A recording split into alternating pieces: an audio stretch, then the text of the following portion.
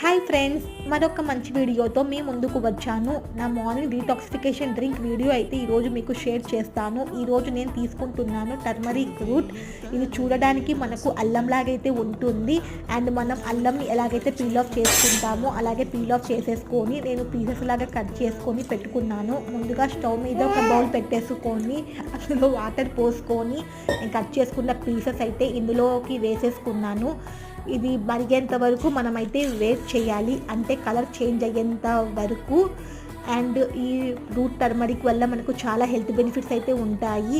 ఇది స్కిన్ హెల్త్కి కానీ, హార్ట్ హెల్త్కి కానీ, డైజెషన్కి కానీ, బ్రెయిన్ హెల్త్కి కానీ చాలా మంచిది. అండ్ ఇది మనందరికీ తెలుస్తున్నట్టు ఇది ఒక మంచి యాంటీబయోటిక్ కూడా.